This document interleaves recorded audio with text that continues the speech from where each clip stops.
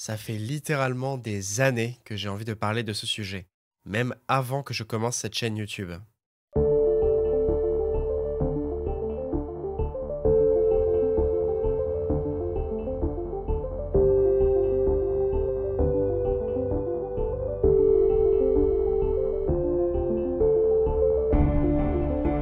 Si on oublie les quelques chaînes de creepypasta que je suivais à l'époque du collège, je pourrais dire que mon histoire avec l'horreur sur YouTube a réellement débuté il y a quelques années, lorsque j'ai découvert la chaîne de quelqu'un qui allait impacter mon esprit créatif à tout jamais, Nightmare Expo, ou Nexpo pour faire plus court.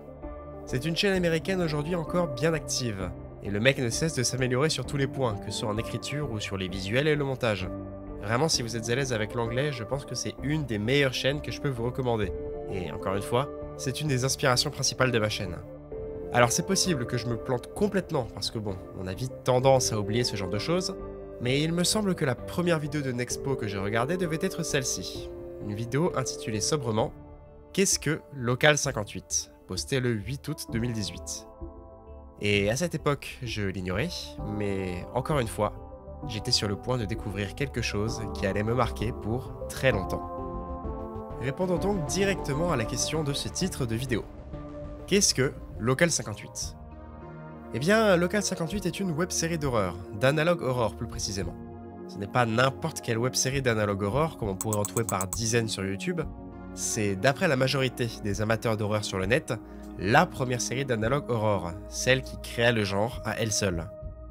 Son créateur se nomme Chris Straub, un véritable pionnier de la création sur internet qui, en dehors de Local 58, est surtout connu pour son webcomic Broad Hollow, ou sa très célèbre creepypasta Candle Cove, pour ne citer que deux de ses œuvres. Local 58 est encore aujourd'hui son grand projet toujours en cours, et pour vous résumer rapidement en quoi cette web-série consiste, eh bien, celle-ci nous raconte les étranges diffusions et piratages d'une petite chaîne de télévision locale américaine dans lesquelles toute une histoire bien sombre semble se dessiner implicitement. Une histoire mêlant hypnose de masse, horreur cosmique et menaces à échelle planétaire. Plongeons donc dès maintenant dans l'univers déroutant de Local 58, la chaîne de télévision locale qui a toujours été là.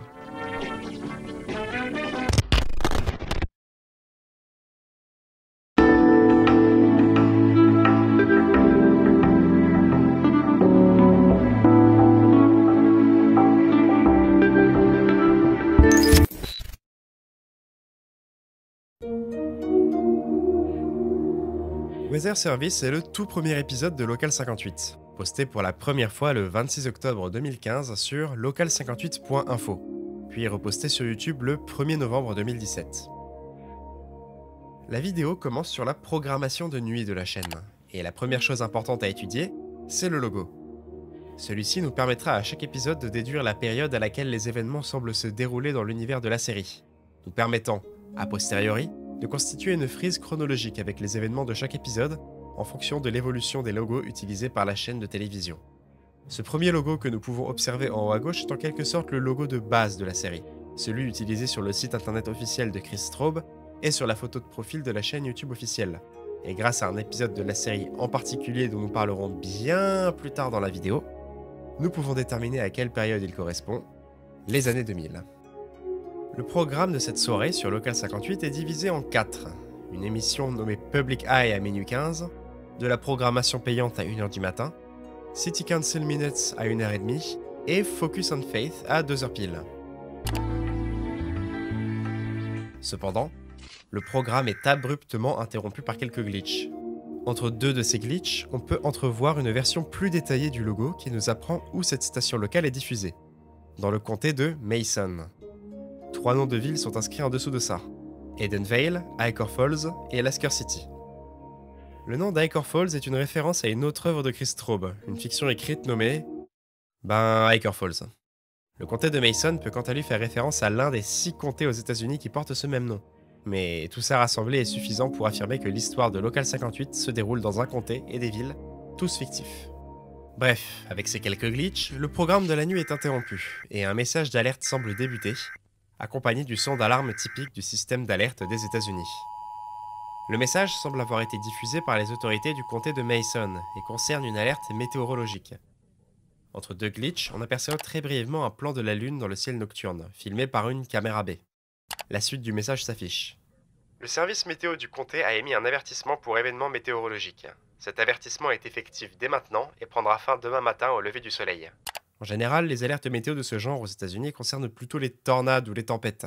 Mais cette dernière phrase remet clairement en question nos attentes. Quel genre d'événement météorologique peut bien être prévu pour durer aussi précisément toute une nuit, s'arrêtant pile au lever du soleil? Les citoyens sont conseillés de ne pas observer cet événement à l'œil nu. Sans plus d'informations, le message d'alerte semble arriver à son terme et le programme du soir revient, mais...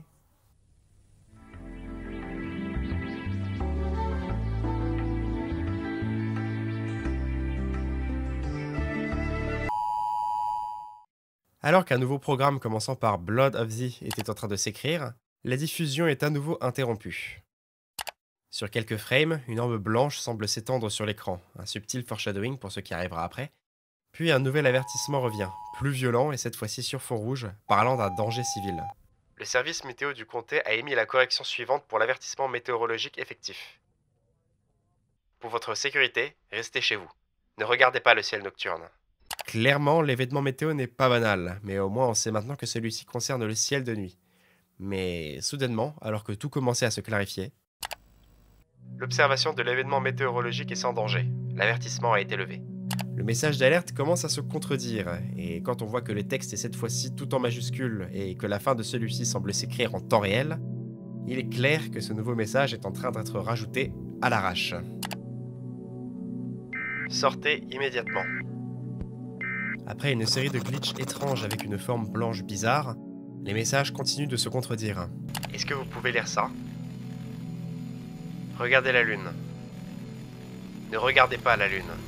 La véritable menace semble se préciser. L'événement météorologique semble être centré sur la lune plutôt que sur le ciel tout entier. De plus, ça commence à devenir clair que deux parties semblent se battre pour le contrôle de la diffusion. L'une avertissant les gens de ne pas regarder la lune, et l'autre qui, au contraire, tente de pousser les gens à le faire. Vu comment le message a commencé, il me paraît clair que ce sont les autorités du comté qui essaient d'avertir les gens. Mais en ce qui concerne le groupe auquel elles font face... Restez à l'intérieur, ne regardez pas le ciel nocturne. Ne faites pas face aux fenêtres. Évitez les miroirs. Ne levez pas les yeux. L'enchaînement de glitches s'arrête, mais alors que la situation semble revenir doucement à la normale, le message suivant provient du service météo du comté. C'est dans la lumière. La lune est arrivée. Il m'a trouvé. À travers le miroir. Blanc comme la clarté de la lune.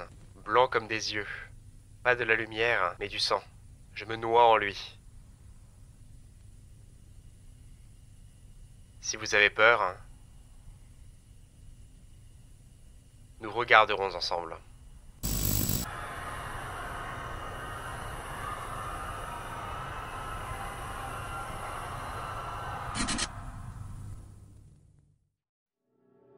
Avec tout ce qui s'est passé, ce dernier plan est cauchemardesque, non seulement avec les cris d'une foule en panique, mais surtout parce que ce qui est redouté est clairement décrit comme dangereux à regarder depuis le début de l'avertissement et maintenant forcé pile en face de nos yeux, plus brillant et menaçant que jamais. C'est le build-up qui fait tout ici. Tout le long de l'épisode, notre angoisse ne cesse de monter pour la lune qui nous est décrite comme dangereuse. Et pas seulement la lune, mais même juste sa lumière, pénétrant les foyers des citoyens par les fenêtres et rebondissant sur les miroirs de façon imprévisible. La grande question que l'on est en train de se poser, c'est bien évidemment, qu'est-ce qui se passe avec la lune? Eh ben, pour être honnête, il est encore bien trop tôt pour répondre clairement à cela. Cependant, il est clair qu'elle semble avoir une influence sur les gens. Il suffit de lire la dernière série de messages pour s'en rendre compte. Avec le texte tout en majuscule, on est tenté de penser qu'il s'agirait de là ou des personnes menant le piratage du message d'alerte, vu que ce sont eux qui ont commencé à écrire leur message en majuscule en premier lieu. Cependant, plusieurs éléments me font penser le contraire, qu'il s'agirait d'une des personnes chargées de diffuser le message d'alerte à la base. Pour moi, c'est clairement pas un hasard que le message répète une dernière fois qu'il est écrit par le service météo du comté.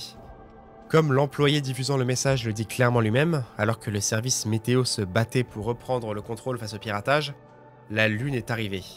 Et il l'a trouvée à travers le miroir, car c'est dans la lumière. L'employé aurait donc en quelque sorte succombé à la lueur de la lune, diffusant finalement par lui-même cette dernière à la télévision pour démultiplier les personnes sous son influence. Alors même que les images de la caméra B avaient été nettement stoppées lors de leur premier passage à l'antenne au début de la vidéo. Une dernière chose importante à noter dans cet épisode est la mention d'un certain lui dans le message vers la fin disant « Il m'a trouvé ». Ce pourrait très bien être une simple personnification de la Lune, mais en anglais, la Lune en elle-même est non genrée, utilisant le pronom it plutôt que he ou she. Ce qui me fait furieusement penser que ce il ferait en fait référence à quelqu'un d'autre. Aucune réponse concrète pour le moment donc, mais c'est juste le premier épisode, et il faut bien introduire toutes les questions qui trouveront leur réponse plus tard.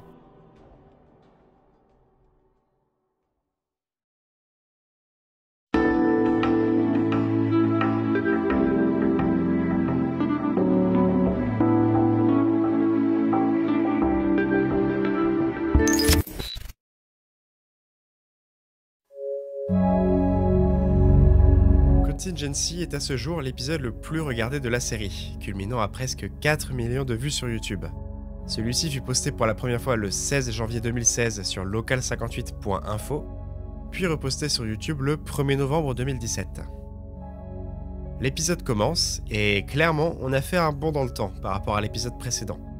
Le logo semble beaucoup plus daté, et correspond à la période des années 70, bien avant les événements de Weather Service donc. Alors que l'épisode commence, on se rend compte que nous sommes aux alentours de 3h du matin, et la chaîne est en train de clôturer sa programmation pour la journée.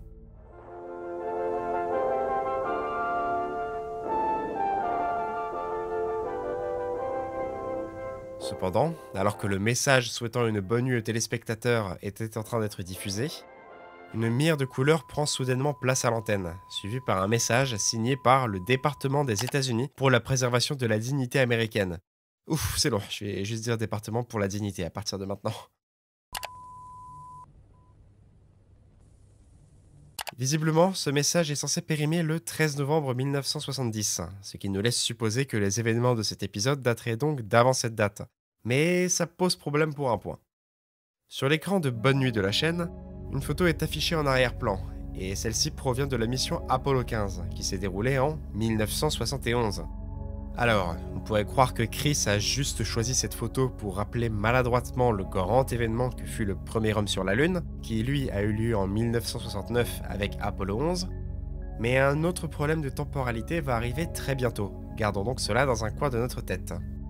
La véritable chose la plus importante à voir ici, c'est que ce message serait à utiliser uniquement dans le cas où les États-Unis auraient été forcés de se rendre face à des forces ennemies insurmontables. Ça nous fait nous poser un tas de questions, mais gardons-les en suspens pour le moment. Le message de contingence va maintenant démarrer. Veillez à respecter les instructions qui vont suivre. Dieu bénisse l'Amérique.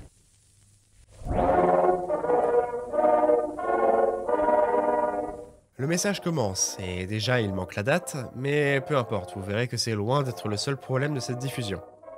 Le message est signé Lyndon B. Johnson, le 36e président des États-Unis.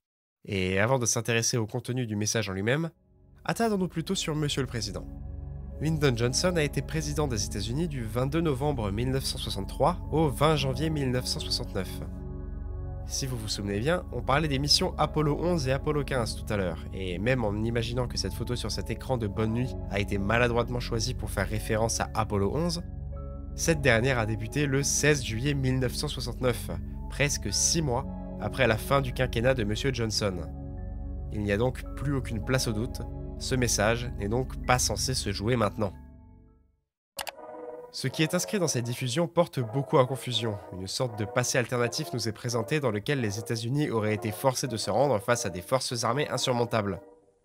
Et même si on pouvait s'y attendre avec les infos qui nous ont été présentées avant le début du reel, le message du président nous appelle maintenant à agir pour, je cite, « préserver la mémoire immaculée des États-Unis » et que cela concerne absolument tout le peuple, y compris les enfants.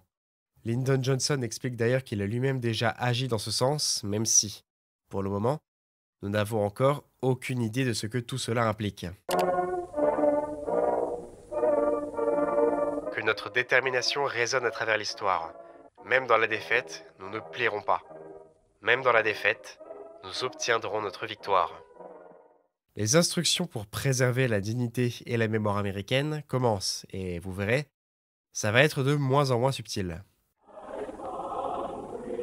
Honorez la liberté en prenant votre dernière et plus grande liberté de toutes. Être appelé à agir est un privilège. Nous resterons tous dans les mémoires. Utilisez la méthode la plus pratique pour vous en ce moment même. Votre courage inspirera les autres. Le moment est venu. L'accès à une arme à feu est idéal. Placez votre pistolet dans votre bouche. Merci. Rejoignez vos voisins, votre famille, votre Dieu. Ça y est, tout est clair maintenant. C'est un de masse qui est demandé au peuple américain pour préserver sa fierté et sa pureté, même dans la défaite. C'est comme une immense parodie du patriotisme américain, mais dans un style horrifique, surtout pas humoristique. Et la mise en scène de tout ça est déjà incroyablement glaçante et efficace. Et pourtant, l'épisode n'est pas encore fini.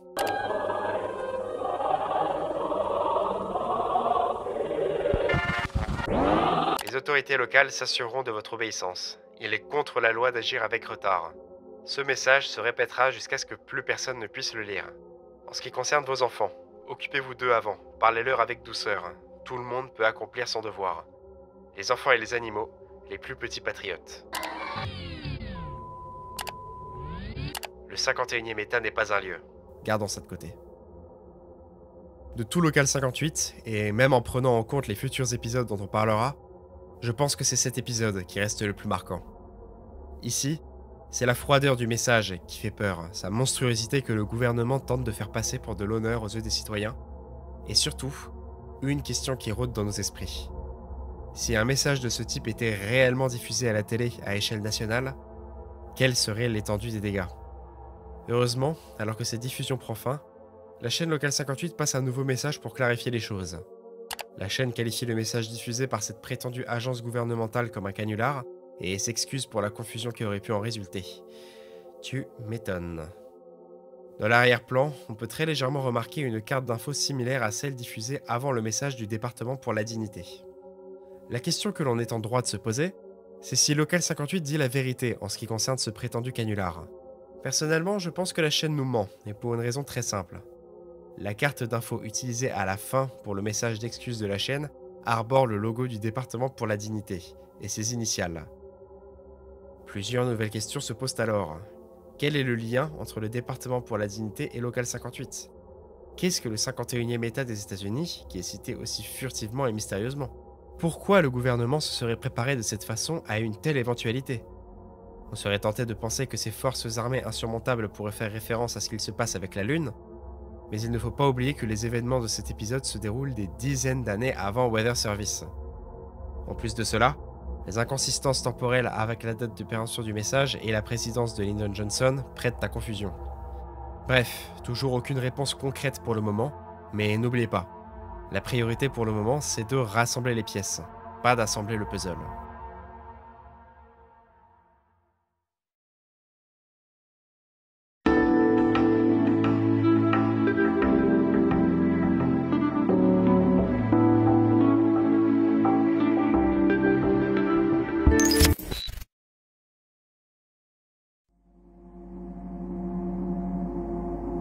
You Are on the Fastest Available Route est sorti pour la première fois sur local58.info le 19 juin 2016, puis a été reposté sur YouTube le 31 octobre 2017. L'épisode commence, et vu le style du logo, on est plus ou moins revenu à l'époque de Weather Service. Maintenant, est-ce que ça se passe avant ou après cet épisode ? On n'en sait rien. Le programme de la nuit s'affiche, il y a un film de minuit à minuit 5 et de la programmation payante à 1h55, mais après quelques secondes, le texte de programmation payante semble être supprimé à la main en temps réel, et soudain, une vidéo démarre après quelques glitches.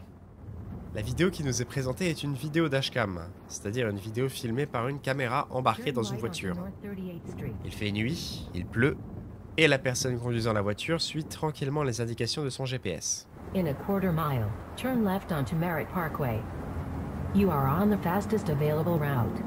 Avec les métadonnées de la caméra, on se rend compte que l'heure correspond à peu près à l'horaire qui était prévu pour la programmation payante, c'est-à-dire 1h55 du matin. Et nous avons également une date exacte pour ce que nous regardons, le 21 novembre 2014. You will arrive at your destination in 2 hours and 28 minutes. Donc à peu près vers 4h25 du matin. Un glitch s'ensuit et on semble avoir fait un bond dans le temps, environ 4 minutes plus tard. Plusieurs autres glitches et ellipses temporelles de ce genre auront lieu dans la suite de l'épisode, sans doute pour éviter de montrer des heures de conduite sans réel intérêt. Après une autre ellipse, il est désormais 3h22, et malgré l'absence évidente de trafic, le GPS décide de prendre un nouvel itinéraire à cause de bouchons. Mais bon, peut-être qu'ils sont tout simplement trop loin pour qu'on puisse les voir dans les médias. Après tout, les GPS sont de plus en plus prévoyants de nos jours, en cas de bouchons ou d'accidents sur la route. You are on the fastest route.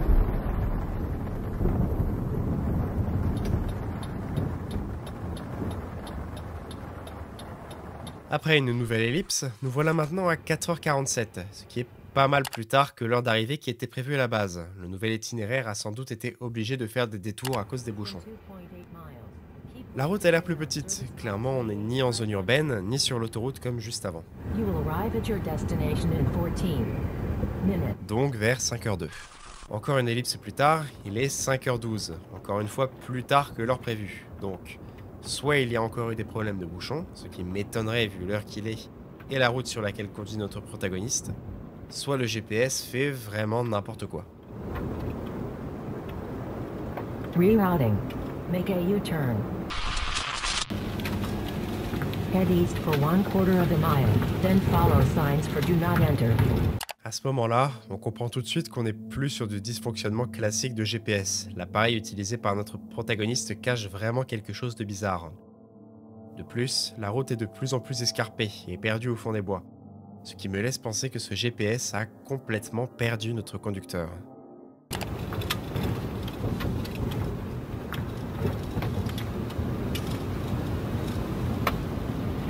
Continue on unnamed road.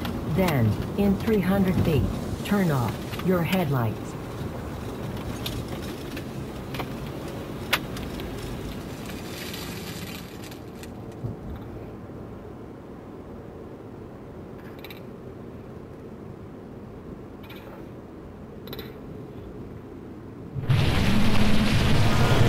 Rerouting. Make a U-turn. Your destination is behind you. Rerouting. In 500 feet. Your destination will be on in 300 feet. Your destination in 250 feet. Rerouting. Your destination will be in 50 feet. You will arrive at your destination.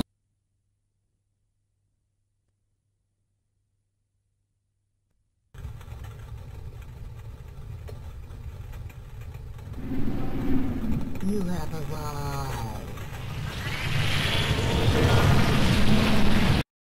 Revenons un peu en arrière, si vous l'avez manqué. Pendant une fraction de seconde, plongés dans l'ombre des bois, nous pouvons enfin observer notre destination. Une créature étrange, humanoïde et blanchâtre. Pas besoin d'en s'attarder longtemps sur son apparence pour comprendre que celle-ci n'est pas humaine. En se remémorant le reste de la vidéo, il devient clair que le GPS de notre protagoniste a été manipulé pour l'attirer dans ce piège, peut-être dressé par cette créature elle-même. La mise en scène de cette dernière scène est incroyablement réussie et terrifiante. Notre espace sonore est bien plus rempli qu'avant et presque assourdissant, nous faisant ressentir au plus profond de nous la panique de notre protagoniste et surtout, la menace de cette créature. Le GPS qui continue de nous donner frénétiquement la distance entre la voiture et cette destination alors que cette dernière nous pourchasse est une idée de mise en scène que je trouve terriblement astucieuse et bien trouvée. Cette manipulation d'appareils électroniques pour influer sur le comportement d'êtres humains n'est pas sans rappeler les événements de Weather Service. Il est encore bien trop tôt pour tirer de vraies conclusions, mais on peut déjà commencer à dresser dans nos têtes une image de ce qui peut se passer dans les coulisses de cette série. Il est clair que quelqu'un, quelque chose, voire même un peuple tout entier semble avoir des intentions malfaisantes envers les humains. Des intentions incluant une forme de manipulation sur eux, à travers leurs équipements électroniques de la vie de tous les jours. On peut aussi facilement supposer que ce peuple pourrait être d'origine extraterrestre, vu le lien que ceux-ci semblent avoir avec la Lune, et leur apparence physique clairement déroutante.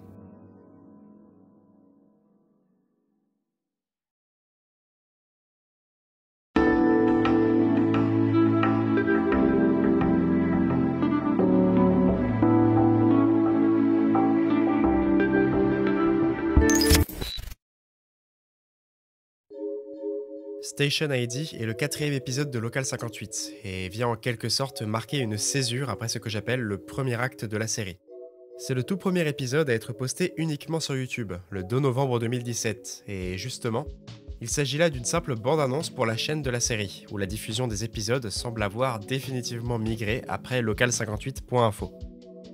On va passer beaucoup moins de temps sur cet épisode, déjà parce qu'il est beaucoup plus court que les autres, culminant à 18 impressionnantes secondes, mais aussi parce que Chris Straub lui-même a confirmé que les événements montrés dans celui-ci n'étaient pas canon. Cependant, si ce que nous allons voir ne s'est pas réellement déroulé dans l'univers de la série, les quelques petites choses s'y dissimulant peuvent nous aider à mieux cerner les intentions de son créateur. La forme de l'épisode rappelle celle de Weather Service. La diffusion commence normalement, puis bam, interruption avec des glitches et des phrases blanches sur fond noir qui racontent des choses bizarres. L'enchaînement des phrases "ne regardez pas" et "ça n'a aucune importance" est là pour rappeler la façon dont la chaîne de télévision et ses hackers se battaient entre eux pour le contrôle de la diffusion dans Weather Service. Il y a d'autres récepteurs et sans doute là pour affirmer que les responsables du piratage ne comptent pas se servir uniquement de la chaîne de télévision pour manipuler les gens. Et ça, on l'a bien vu dans le troisième épisode. Enfin, la phrase « Safety in numbers » est une citation qui signifie que faire partie d'un large groupe de personnes assure à la fois une meilleure protection de soi et une meilleure confiance et efficacité pour accomplir quelque chose. C'est à mes yeux le passage le plus important de cet épisode, car il confirme plus ou moins que ces manipulateurs font partie d'un large groupe. Un groupe qui peut-être même nous surpasse en nombre, et qui n'est donc pas sans rappeler ces fameuses forces armées insurmontables dans Contingency. De plus, on pourrait aussi interpréter Safety in Numbers comme une provocation de la part de ces hackers. Un groupe plus grand assure certes une meilleure protection, mais en prenant le contrôle d'une chaîne de télévision, il devient alors possible de toucher la totalité de ce groupe simultanément. Et alors, la manipulation se répand comme une traînée de poudre.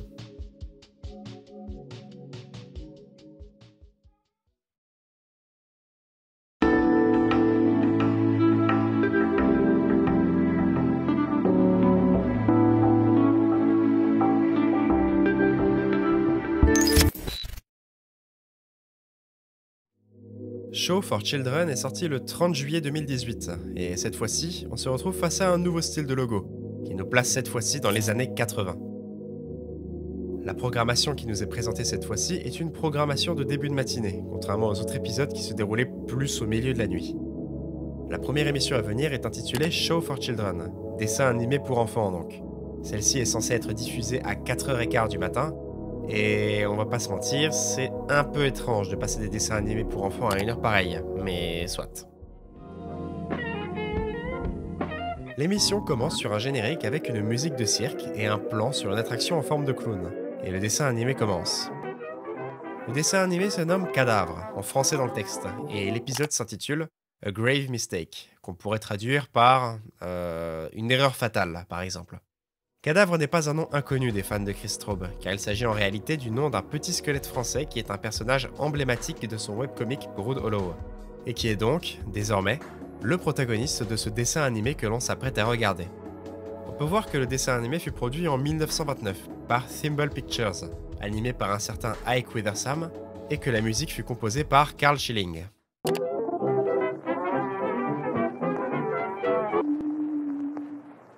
Nous trouvons Cadavre qui marche gaiement le long d'un cimetière. Dans le ciel nocturne, la lune lui affiche un large sourire. Soudain, Cadavre trouve un caveau vide qui l'intrigue beaucoup. Pensant y retrouver sa fiancée, il choisit d'y jeter un œil à l'intérieur et...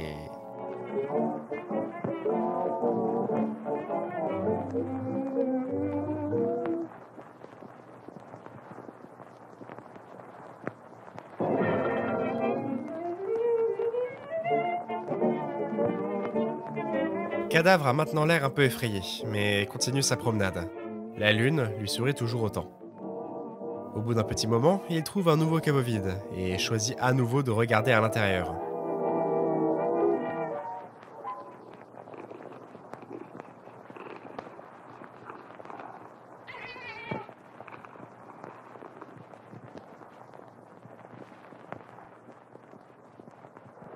Plus de musique. La lune fixe Cadavre d'un air grave avec ses grands yeux. Un troisième caveau vide se présente à Cadavre.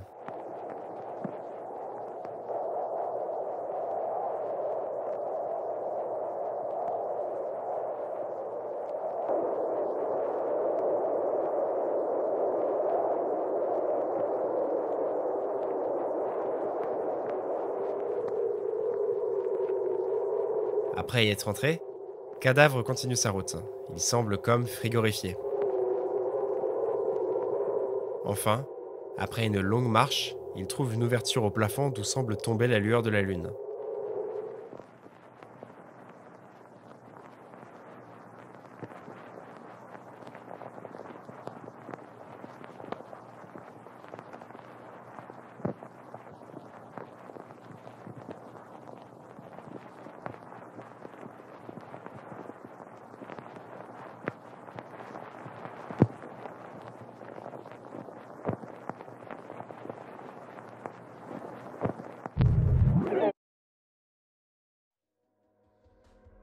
Cette fois-ci, pas d'interruption de programme ou de piratage, juste un programme pour enfants un peu bizarre qui semble renfermer des secrets sur l'univers de la série.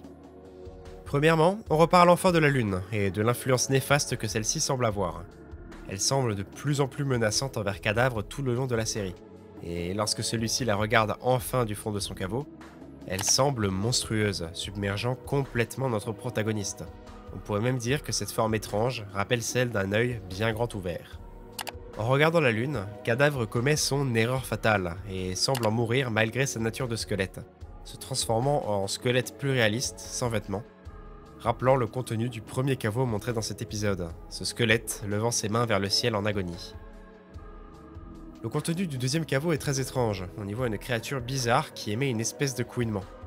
Peut-être que c'est une créature extraterrestre, genre une créature de la Lune. Pas plus d'infos concrètes sur ce machin pour le moment. Les intentions de ce dessin animé ne sont pas claires. À mes yeux, on pourrait à ce stade supposer la raison de la création de ce dessin animé de deux manières. Soit des gens ont essayé de mettre en garde les enfants sur la menace de la Lune, soit ce sont à l'inverse des gens qui ont créé ce dessin animé pour conditionner les enfants à être manipulés par la Lune. Personnellement, vu la mise en scène volontairement terrifiante malgré le public cible et le titre « Une erreur fatale », j'ai ma petite idée sur la question, mais dans tous les cas, j'aimerais rappeler que ce dessin animé a été créé en 1929, des dizaines d'années avant n'importe lequel des épisodes de Local 58. Toutes ces histoires avec la Lune ne sont donc pas récentes, elles se préparent depuis bien plus longtemps qu'on ne l'imagine.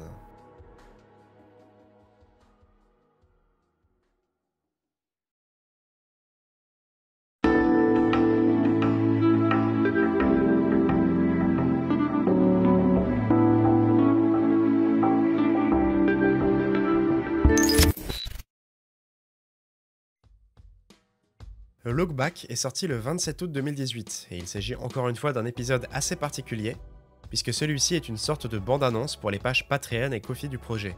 En gros, pour annoncer aux spectateurs de la série qu'ils peuvent désormais soutenir cette dernière financièrement.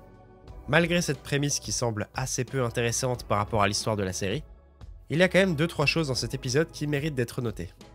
L'épisode commence sur une sorte de petit trip nostalgique de la chaîne qui remercie ses spectateurs, sur un petit montage enchaînant les différents logos de la chaîne à travers les âges. Sur le premier, on peut constater que Local 58, à l'époque simplement WCLV, fut la première chaîne de télévision du comté de Mason, et un peu plus tard, un des logos que l'on reverra dans un futur épisode est accompagné de la phrase « Nous avons toujours été là », bien évidemment pour appuyer leur longévité dans le paysage télévisuel du comté de Mason. Mais on verra bien plus tard dans cette vidéo que cette phrase va devenir bien plus lourde de sens. Une fois n'est pas coutume, le programme est interrompu par un hack de la station, avec de nouveau des messages étranges. Nous nous envoyons des signaux à nous-mêmes, à travers leur domaine. Comment pouvions-nous croire qu'ils n'ajouteraient pas les leurs? Ces signaux qu'on s'envoie à nous-mêmes décrivent bien entendu le principe de la télévision, des signaux envoyés vers les satellites orbitant autour de la Terre qui eux-mêmes nous renvoient ce signal vers nos télévisions. Quant au reste du message, ça nous confirme clairement une bonne fois pour toutes que les responsables de toutes ces interruptions depuis le début de la série sont bien d'origine extraterrestre, qui ajoutent leurs signaux, leurs propres messages, quand les nôtres passent à travers leur domaine, tout simplement l'espace. La suite de la vidéo nous remontre ensuite quelques passages d'épisodes précédents, comme Contingency ou Show for Children, entremêlés de plusieurs passages inédits qui apparaîtront probablement dans de futurs épisodes, comme Still Life ou Public Eye. De plus, on peut voir un tout nouveau court passage de l'épisode You Are on the Fastest Available Route, un passage se déroulant vers 5h du matin, une heure qui a été skippée dans l'épisode, où le GPS dit « Your destination has moved. Ne changez pas de chaîne. Il y a plus à venir. Commençons notre diffusion du jour.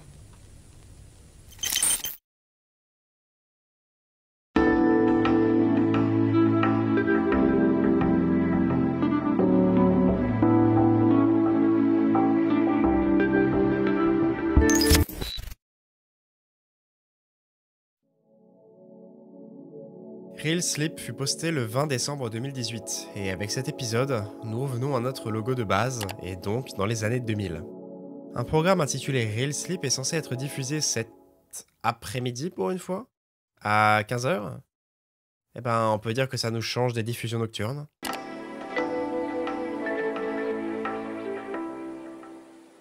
Alors que le programme commence, on peut rapidement voir que le contenu que l'on s'apprête à regarder provient d'une cassette vidéo qui fut apparemment personnalisée pour un certain Philippe Gerhardt et est donc réservée pour l'usage personnel de ce dernier. Ça peut donc sembler bizarre de passer ça à la télé, mais heureusement, Chris Straub a clarifié la chose sur Reddit. En ce qui concerne Real Sleep, l'épisode est censé vouloir dire que quelqu'un à Local 58 a obtenu cette vidéo de traitement personnalisé destinée à un patient et a choisi de la diffuser au public.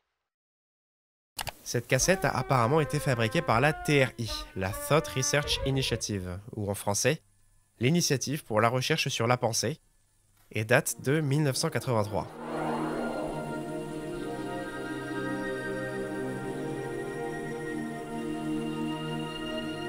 La première partie de la cassette commence, intitulée Mythe versus réalité, et avec le texte juste en dessous du titre, on peut voir que cette cassette vidéo est censée être fournie avec un workbook à destination du patient, qui doit maintenant l'ouvrir à la page 7.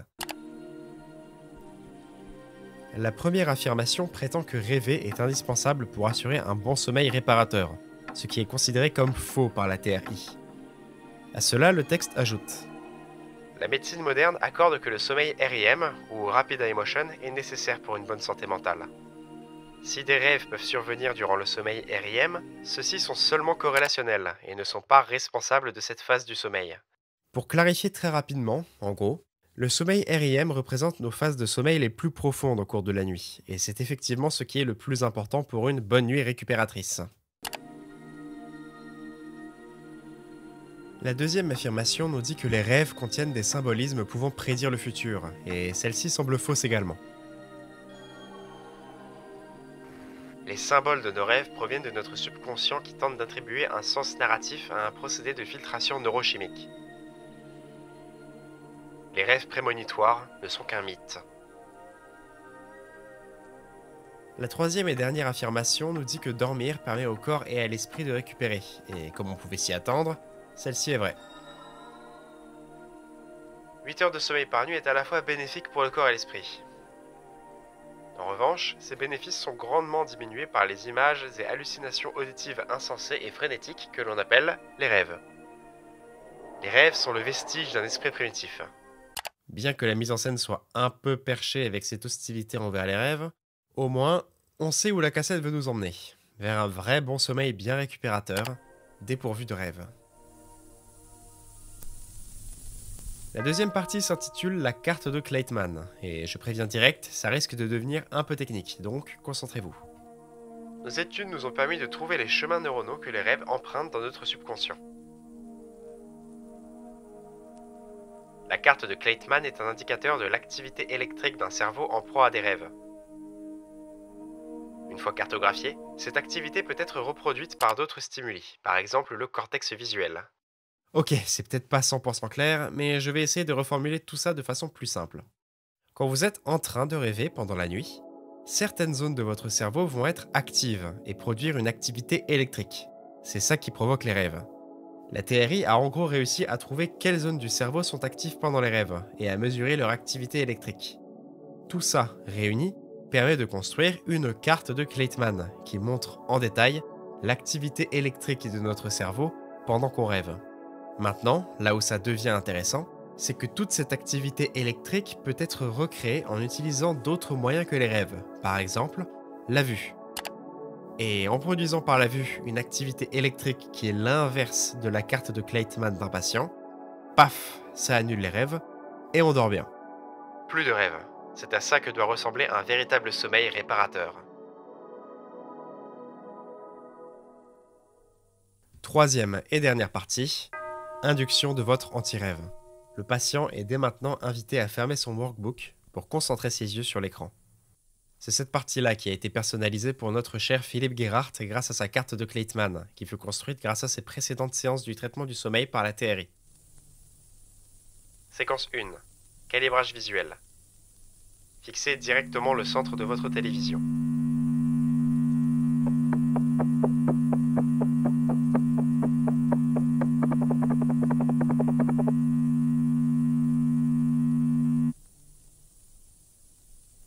Séquence 2.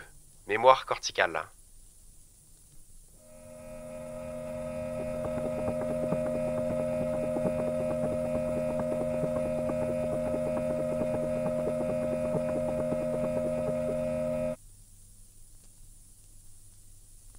Séquence 3.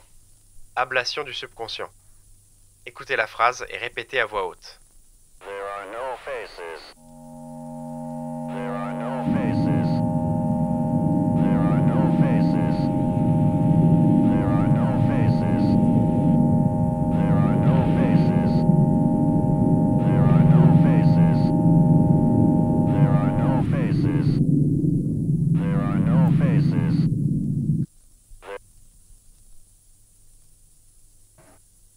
Séquence 4. Acceptation. Lisez toutes les phrases sans les lire.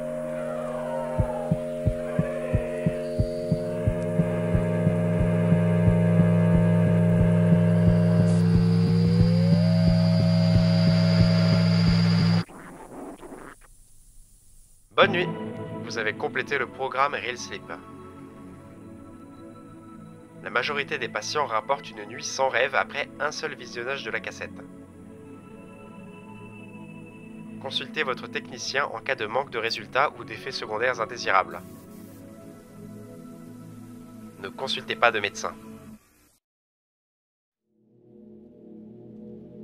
Bien que l'ambiance corresponde à ce qu'on pourrait s'attendre d'une web-série d'horreur, rien de bien suspect ne semble se trouver dans cet épisode de Local 58 au premier abord.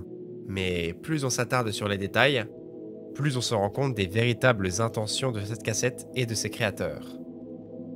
Déjà, il semble y avoir une étrange animosité envers les rêves. Dans la première section, les 2 premières affirmations sont prétendues fausses et annoncent direct la couleur.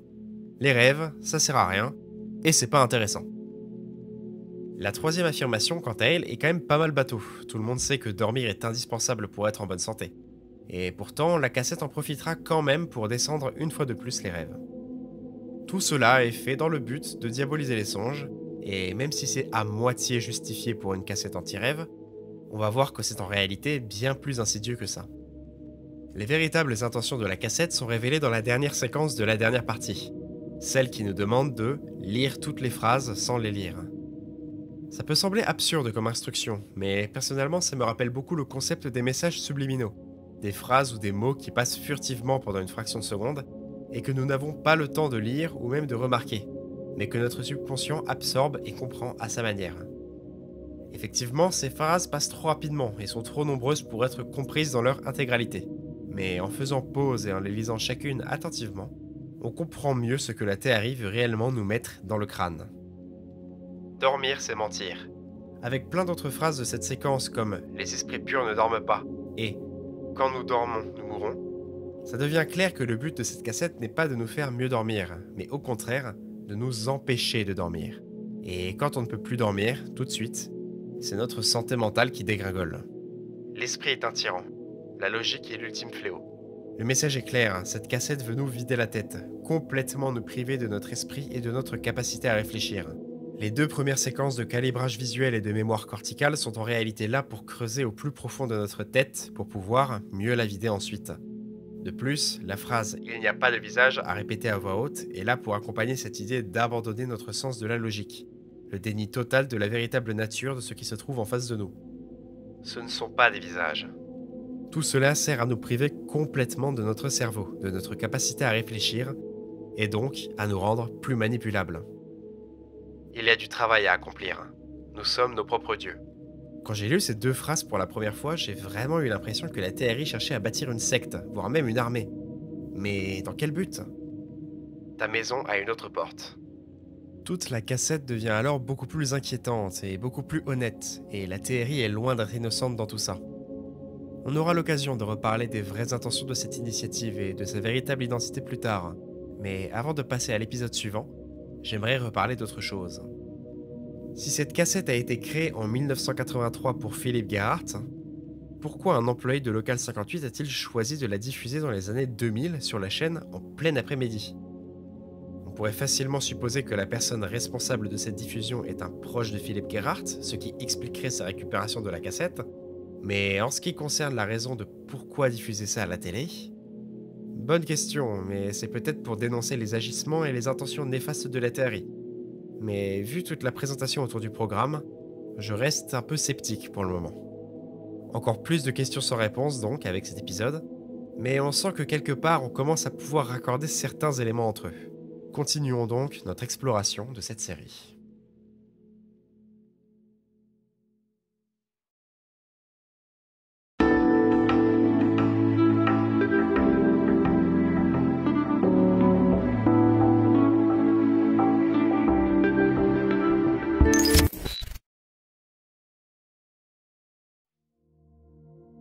Skywatching est sorti le 1er novembre 2019 et apporte avec lui un nouveau logo, nous emmenant tout droit dans les années 90.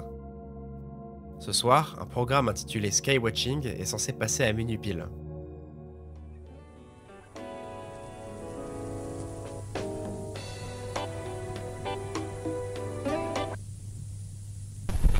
Le générique de notre émission débute, révélant le nom complet de l'émission, Skywatching avec Henk Heidemann. Cependant, alors que le générique se joue, celui-ci semble se faire pirater, et à la place, une autre version de Skywatching commence, beaucoup plus austère et lugubre. La personne tenant la caméra est bien silencieuse, et le premier élément céleste que celui-ci a à nous présenter est la ceinture d'Orion, un groupe de 3 étoiles faisant partie de la constellation d'Orion. Après cela, notre animateur nous montre les Pléiades, une magnifique nuée d'étoiles à proximité de la constellation du Taureau. La diffusion reste plongée dans un silence de mort, avec pour seul paysage sonore le vent, les bruits d'insectes nocturnes, et ceux de notre protagoniste réglant sa caméra. Troisième point d'intérêt de la soirée, la Lune, mais celle-ci n'est pas présentée comme telle.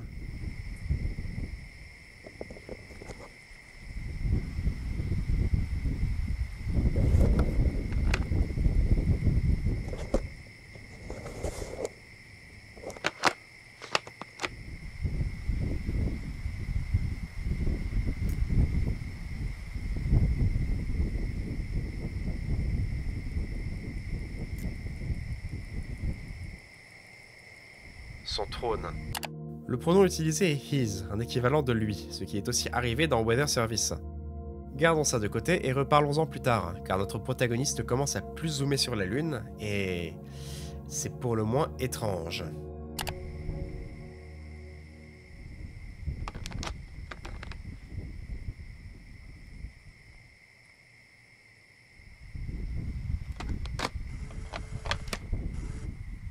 C'est assez compliqué à décrire, mais sur le premier plan, j'ai l'impression que la surface de la Lune est comme pourrie ou mutée.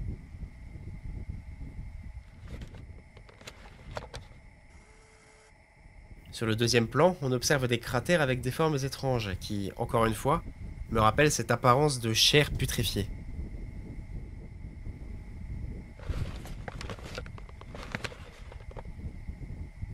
Sur le troisième plan, on peut apercevoir des sortes de vents à la surface, qui semblent converger quelque part, ce qui est étrange pour la Lune, qui est censée être quasi sans atmosphère. Alors que la caméra bouge un peu, on voit que ces vents se déplacent vers une zone d'ombre insondable. Sur le quatrième, le gros cratère en haut à gauche me rappelle l'espèce d'œil de la Lune dans Show for Children, mais c'est possible que je me fasse juste des idées. Plus bas, d'autres éléments étranges font leur apparition, alors que la caméra se déplace doucement.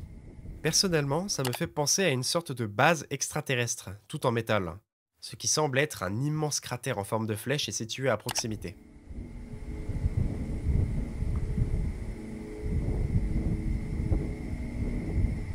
La caméra dézoome enfin de la Lune, mais quand celle-ci revient à l'écran,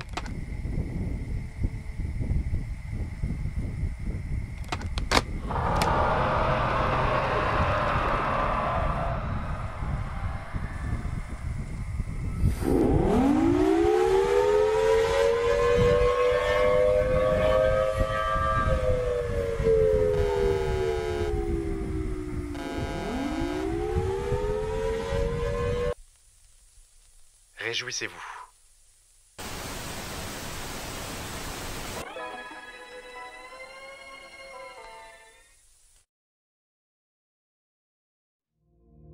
Plusieurs choses à noter dans cet épisode. Déjà, sa fin nous rappelle pas mal celle de Weather Service, mais sous un nouvel angle et avec plusieurs nouvelles infos assez cryptiques. Déjà, il y a cette notion de lui qui revient, un lui qui était déjà présent dans Weather Service, qui a trouvé un des employés à travers le miroir, ce dernier se noyant en lui. Vu que la Lune est désignée comme son trône, ça confirme bien que l'utilisation de ce pronom n'était pas une simple tentative de personnification de cet astre, mais bien que ce lui fait référence à quelque chose ou quelqu'un qui se trouve sur ou dans la Lune, sans doute une sorte de souverain. L'apparence de la Lune vient d'une certaine manière appuyer cela, en plus de cette apparence générale semblant comme pourrie et corrompue. Ces endroits en particulier me font penser à ce qui pourrait être une ville ou une base militaire alien vue du dessus. Mais bon, c'est encore difficile d'interpréter précisément ces mystérieux motifs.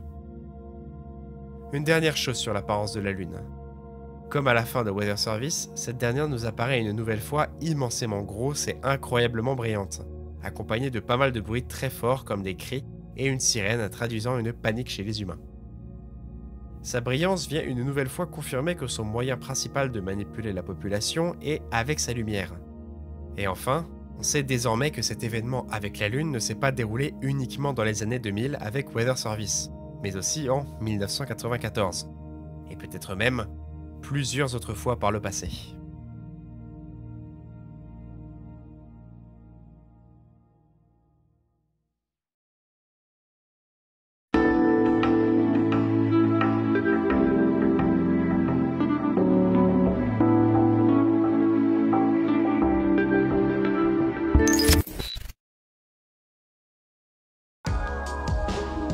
Ah, enfin on parle de Digital Transition, l'épisode qui nous permet depuis le début de cette vidéo de savoir quel logo correspond à quelle époque.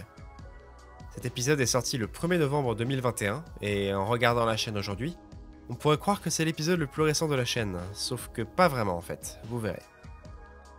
L'épisode commence en une soirée semblant banale sur Local 58, un vieux feuilleton est en train de se terminer, mais un petit message en bas de l'écran nous indique que la chaîne est censée effectuer ce soir même sa transition du mode de diffusion analogique vers le mode de diffusion numérique. Alors, je vais pas rentrer dans les détails techniques parce que ça va tout de suite devenir compliqué et que je suis moi-même pas sûr d'avoir tout compris, mais pour résumer, il y a eu un moment dans notre histoire où, grâce aux avancées technologiques, beaucoup de chaînes de télévision dans le monde qui utilisaient auparavant le mode de diffusion analogique sont passées au mode de diffusion numérique, qui permet une nettement meilleure qualité d'image et une bien plus grande sélection de chaînes. En revanche, passer au numérique veut aussi dire que les postes de télévision fonctionnant en analogique ne pourront plus recevoir la chaîne. Il s'agit donc là d'une transition à échelle internationale, qui est aujourd'hui achevée dans de nombreux pays, et seulement entamée dans beaucoup d'autres. Bref, Local 58 passe au numérique dès ce soir à minuit pile, et lorsque le feuilleton se termine normalement, nous recevons plus d'infos là-dessus de la part de la chaîne. Déjà, on peut voir qu'il est 23h58, la transition est donc imminente de chez imminente. On a aussi une date exacte pour les événements qui sont en train de se dérouler, le 13 juillet 2021. Local 58 proclame que ce switch de l'analogique vers le numérique est effectué pour rester en accord avec les règles de la FCG, la gouvernance fédérale des communications. Comme dit précédemment, les vieilles télévisions non compatibles avec la diffusion numérique ne pourront plus accéder à la chaîne, et sur l'écran suivant, après avoir invité les propriétaires de télé analogiques à se procurer un kit de conversion, un site internet et un numéro de téléphone nous sont donnés pour plus d'informations. Ce sont deux choses dont on ne reparlera pas dans cette vidéo, plutôt une autre fois, mais je trouve ça très malin d'avoir mis ça dans cet épisode. Alors que la chaîne Local 58 évolue vers un tout nouveau mode de diffusion, la web-série Local 58, elle, évolue vers un nouveau mode de narration, en se diversifiant en ARG. S'ensuit un clip très nostalgique du logo de la chaîne traversant les âges. Et oui, vous l'avez deviné, c'est de ça dont je me sers depuis le début pour déterminer les époques de chaque épisode. On apprend plusieurs choses dans ce passage, notamment que la chaîne Local 58 a été créée en 1938, l'existence d'une émission nommée Earth's Camera, d'un épisode de cadavre semblant bien plus récent que celui de Show for Children, et d'un accident dans une mine ayant lieu autour de 1960. Enfin, le tout nouveau logo de la chaîne nous est présenté, flambant neuf, et pour marquer la transition à l'ère numérique, le nom WCLV TV de la chaîne est changé en WCLV DT, pour Digital Television, télévision numérique. Quelques secondes après que minuit sonne, des glitches surviennent, mais on va vite se rendre compte que ce n'est en partie pas à cause de notre télé qui ne peut plus recevoir la chaîne. La musique se coupe, laissant place à un bruit de statique.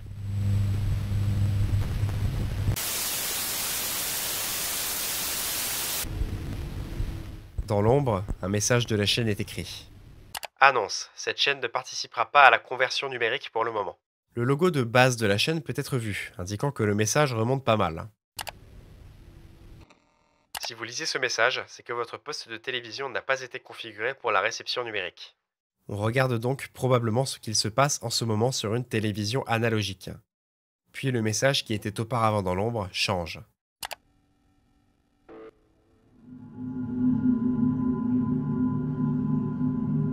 Trahison. Moi que vous regardiez, moi qui est toujours là, ils vous font penser de toutes pièces. Ils coupent les pensées que je suis. Tout en couteau, des pensées en forme d'aiguille. Ils rêvent d'eux-mêmes en couteau. J'entre par la fenêtre. Le fond change, remplacé par le message vu dans Weather Service. Sortez immédiatement. Sans penser, il bouge. Pour lui trancher la gorge. Juste pour faire 1 millier de bouches. S'il est bâillonné, nous parlerons pour lui. Signes et merveilles envahissent notre petit ciel. Pas d'étoiles au-dessus de nous, seulement des yeux qui attendent de s'ouvrir. Il y a d'autres récepteurs.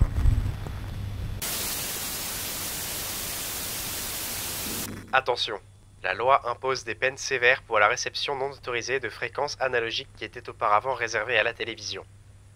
La réception non autorisée de fréquences analogiques est passible de 10 ans de prison et ou d'une amende de 150 000 $. Cet épisode est très lourd en informations, surtout vers la fin, et pour en reparler en détail, je préfère cette fois attendre la dernière partie de cette vidéo. En revanche, le message global est clair. Les autorités américaines ont compris que cette force extérieure se sert des fréquences analogiques de la chaîne de Local 58 pour diffuser ces messages étranges. Et ainsi, ils ont entre guillemets forcé cette chaîne à passer au numérique, qui ne le voulait pas à la base, pour stopper définitivement ces diffusions clandestines. En revanche, ce qui m'intrigue, c'est pourquoi Local 58 ne voulait pas passer au numérique. Après tout, nous sommes en 2021 et aux États-Unis, la transition numérique pour la plupart des chaînes de télévision s'est effectuée en 2009. 2021, c'est hyper tard. De plus, le message de la FCG à la fin de la vidéo a quelque chose d'étrange. En effet, d'habitude, c'est la diffusion de fréquences clandestines qui est très sévèrement punie par la loi, que ce soit à la radio ou à la télévision. Mais ici, c'est la simple réception de ces dernières qui est passible de peine sévère. C'est suspect et ça fait réfléchir, mais comme toujours, nous reviendrons sur ces points plus tard. Malgré tout ça, cette transition, bien que gênante pour eux, semble n'affecter qu'à moitié les hackers de la chaîne, qui comptent bien s'adapter pour continuer à porter leur voix. Après tout, il y a d'autres récepteurs.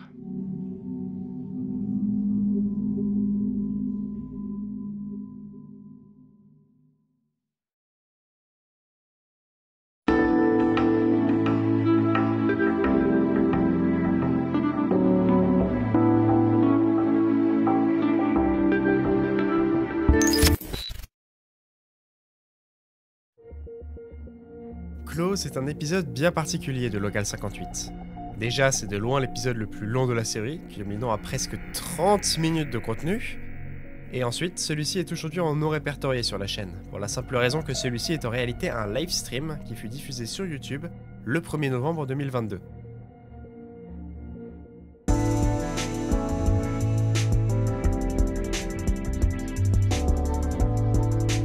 L'épisode commence et après un petit remix du thème de Local 58 sur le tout nouveau logo, un compte à rebours de 3 minutes est lancé avant le véritable début du livestream.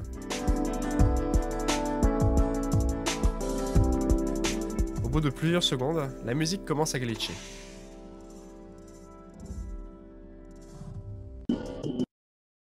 silence. Le titre du livestream est le suivant.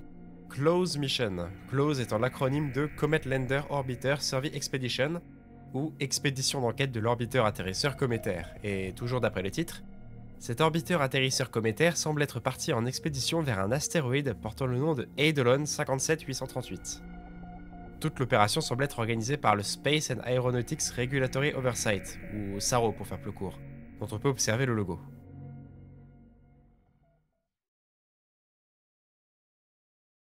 Ouais, ok, je comprends mieux pourquoi cet épisode est aussi long par rapport aux autres, du coup on va accélérer.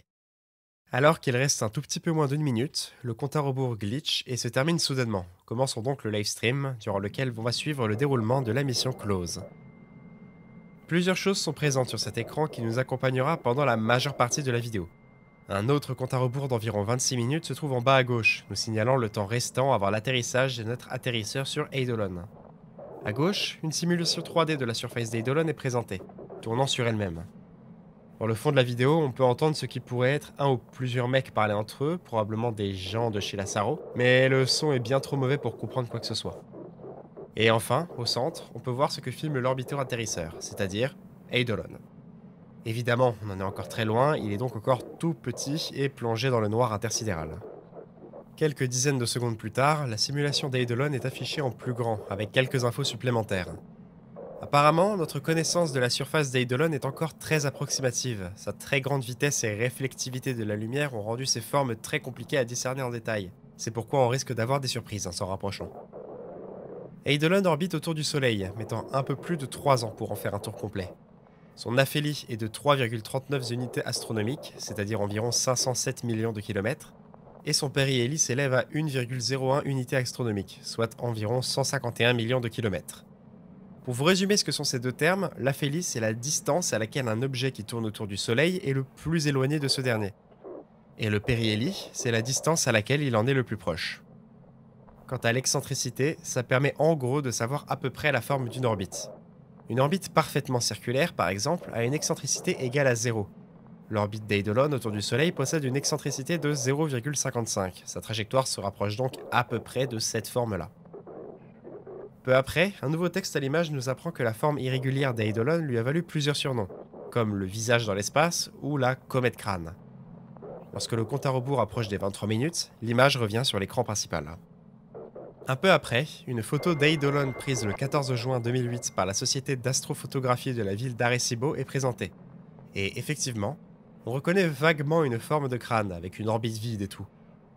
Une autre photo est montrée ensuite, sous un angle différent, prise le 5 septembre 2016 par une amatrice du nom d'Angela Gerhardt, comme le patient de Real Sleep.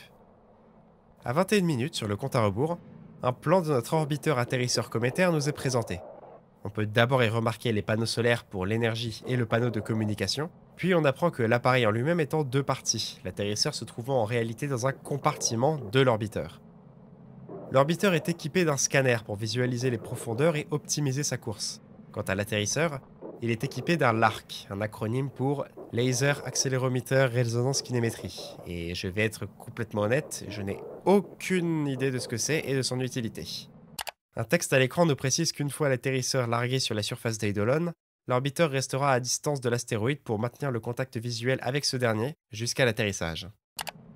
Aux alentours de 20 minutes, une nouvelle photo datant du 31 décembre 2017 et très pixelisée est affichée à l'écran. Mais lorsque la diffusion revient sur l'écran principal, le visage entre guillemets de l'astéroïde reste comme imprimé à l'écran pendant une bonne seconde. La simulation revient en grand et on découvre qu'Eidolon appartient aux astéroïdes de classe Amor, dit Geofroller. Pour vous présenter un peu ce que c'est que tout ça, un astéroïde de classe Amor Geofroller répond à plusieurs critères. Sa période orbitale, c'est-à-dire le temps qu'il met pour faire un tour complet, est supérieure à 1 an. Son périhélie est supérieur à l'aphélie de la Terre, ce qui signifie que l'orbite de cet astre et celle de la Terre ne se croisent à aucun moment. Et son périhélie est également inférieur à 1,3 unités astronomiques, ce qui le fait passer très proche de la Terre. C'est ce point en particulier qui donne tout son sens au terme Geofroller. Ainsi, tous les astéroïdes obéissant à ces trois conditions font partie de la famille Amor. Au fur et à mesure que l'orbiteur atterrisseur s'approche d'Eidolon, on distingue de mieux en mieux la surface de ce dernier. Alors qu'il reste un peu plus de 15 minutes avant l'atterrissage, un message nous informe que l'atterrisseur est censé être largué à T-10 minutes. Alors que l'orbiteur atterrisseur se rapproche de plus en plus d'Eidolon, on se rend compte que l'image semble étrangement glitchée. Alors que la simulation revient une troisième fois sur l'écran, on découvre qu'Eidolon a été classifié comme astéroïde potentiellement dangereux, mais qu'une orbite sûre a été confirmée pour les 500 prochaines années. Alors que le cap des 10 minutes est tout juste dépassé, une nouvelle photo amateur est affichée furtivement à l'écran pour à peine 2 secondes, prise le 19 mai 2020 par un certain Henk Heidemann. Tiens donc, encore un nom familier. Plusieurs secondes plus tard, l'atterrisseur est enfin largué, et c'est sa caméra qui passe à l'action pour le reste de l'épisode. Avec un point de vue bien plus proche de l'astéroïde en lui-même, la forme de crâne de ce dernier devient de plus en plus évidente. Alors que l'atterrisseur continue de s'approcher, la SARO en profite même pour diffuser plusieurs visions artistiques de la forme de l'astéroïde, qui sont intéressantes. Plus on se rapproche, plus la surface d'Eidolon devient claire, mais l'orbite gauche de l'astéroïde est toujours plongée dans l'ombre, et les glitches et l'image qui se multiplient n'arrangent rien à la visibilité. Alors qu'il reste moins de 2 minutes avant l'atterrissage, on peut enfin observer ce qui se cache dans l'orbite gauche, et il y a une porte. L'atterrisseur termine son approche et enfin atterrit.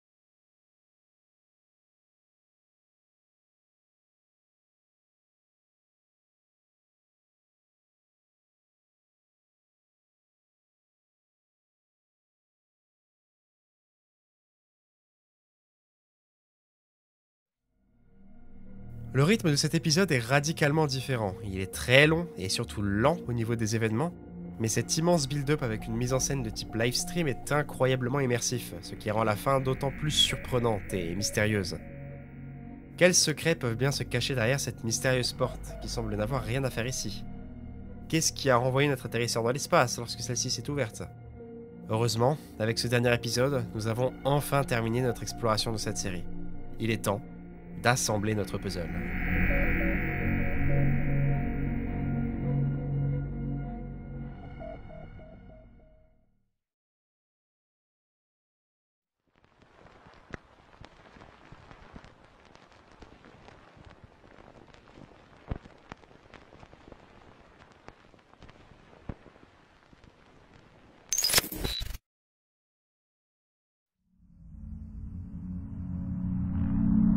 Avec toutes les infos que nous avons, il est maintenant important de se poser les bonnes questions. Commençons donc par la base de la base. Qu'est-ce que Local 58 dans l'univers de la série? Local 58 est une chaîne de télévision couvrant le comté fictif de Mason aux États-Unis et ses villes principales, Edenvale, Lasker City et Hiker Falls. Elle a commencé à être diffusée en analogique en 1938 avant de passer à la diffusion numérique le 13 juillet 2021 à minuit pile. En revanche, au cours de son histoire, elle semble avoir été victime de multiples hacks par un groupe que nous nommerons à partir de maintenant le 51e État. C'est un terme qui a juste été cité une fois vers la fin de Contingency, mais je pense que c'est une bonne façon de nommer ce groupe. Cela dit, en parallèle à ces multiples hacks, d'autres programmes étranges ont été diffusés intentionnellement par la chaîne elle-même. Notre première priorité sera donc de faire la différence entre ces différents types de diffusion. Déjà, commençons par écarter Station ID et A Look Back, car même si ça n'a pas été confirmé pour A Look Back et qu'ils peuvent quand même nous permettre de mieux comprendre les intentions de Chris, ça me paraît clair que ces deux épisodes ne sont pas canons. Selon moi, les épisodes correspondant sans hésitation à la catégorie des piratages sont Weather Service, Skywatching et Digital Transition.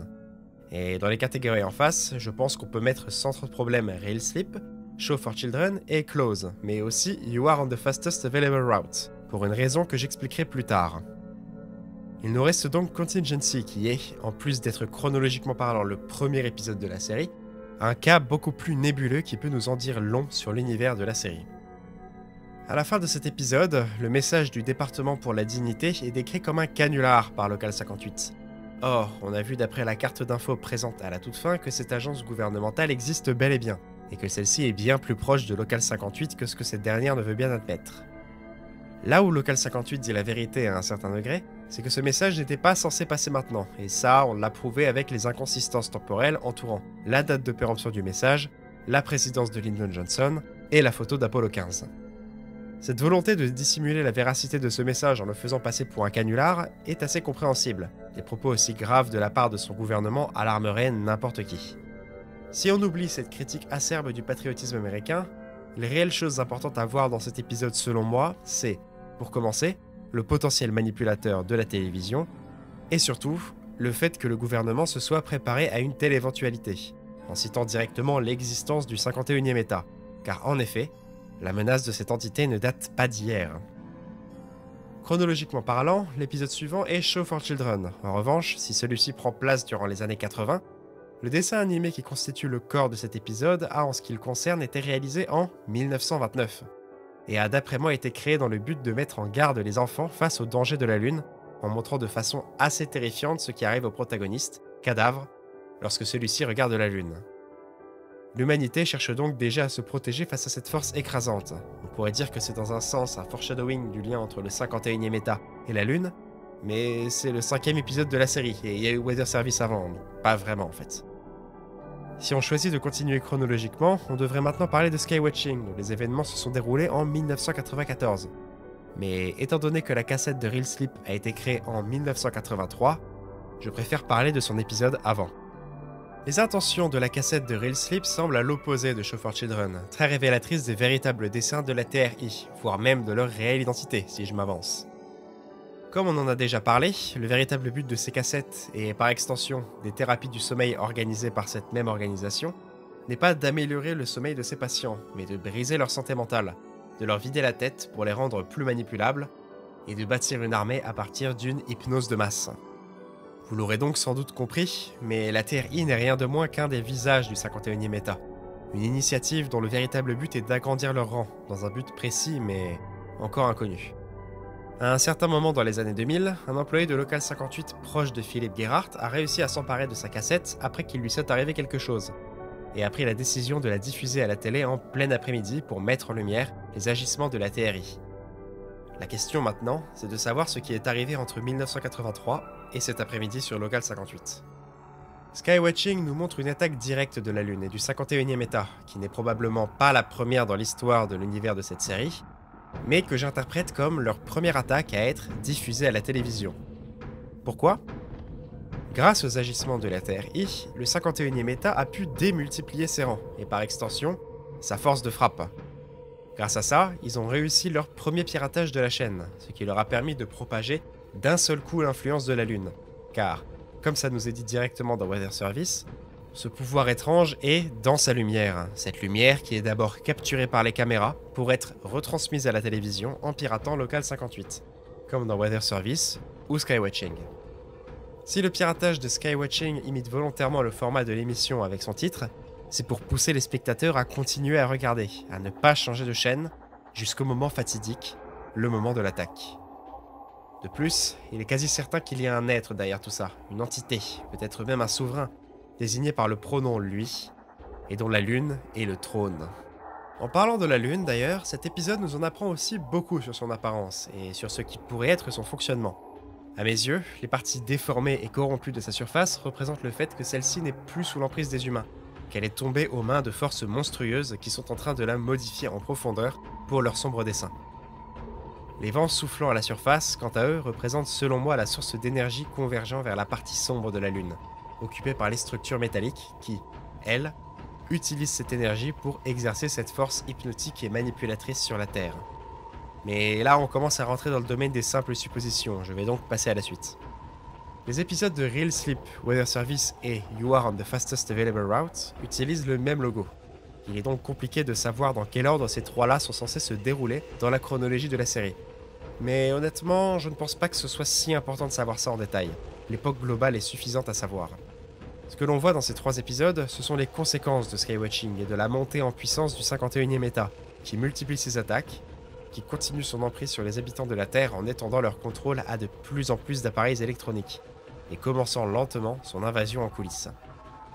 De leur côté, les habitants de la Terre, conscients de la menace, tentent désespérément de comprendre leurs envahisseurs pour se défendre du mieux qu'ils le peuvent.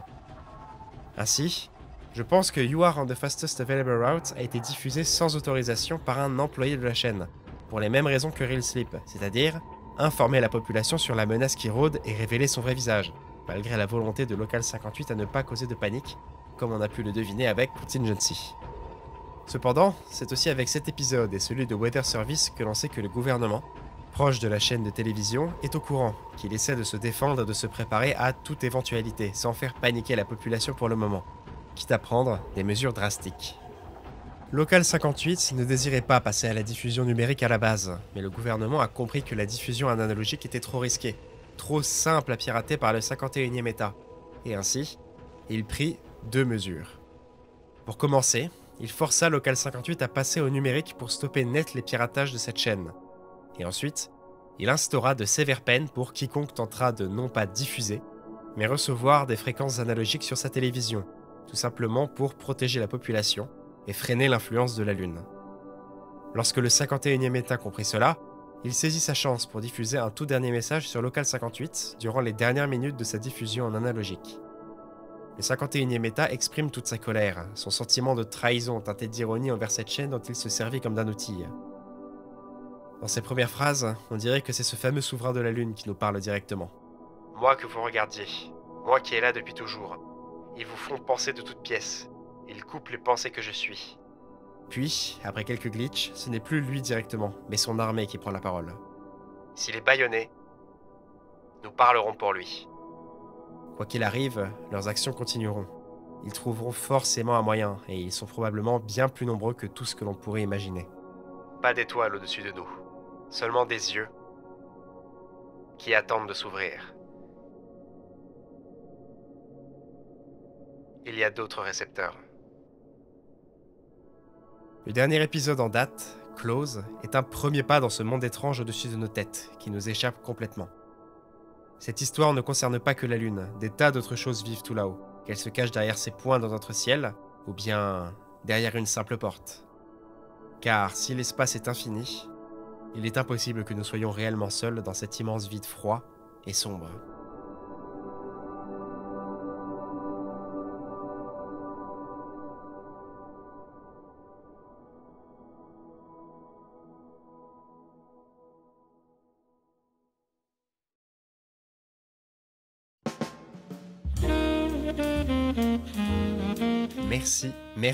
Merci d'avoir regardé cette vidéo jusqu'au bout. Ça aurait été long, très long à faire, mais j'espère que ça en valait la peine et que vous aurez apprécié la regarder. Je sais que mon interprétation de Local 58 n'est pas parfaite et que ma vision de l'œuvre risque d'évoluer avec le temps, mais après tout, cette web-série reste un projet encore en cours et j'ai hâte de voir ce que Chris Straub nous réserve pour l'avenir. Je reste malgré tout satisfait du résultat, et j'ai hâte de continuer à progresser dans la réalisation de ces vidéos, car toute cette chaîne est un projet qui me tient vraiment à cœur. Bref, j'ai super hâte de voir ce que cette nouvelle année pour la chaîne me réserve, et je compte sur vous pour être au rendez-vous pour les futurs projets. Évidemment, n'hésitez pas à liker et à partager cette vidéo si elle vous a plu, et à vous abonner si vous aimeriez en voir plus, et nous, on se revoit très bientôt. A plus.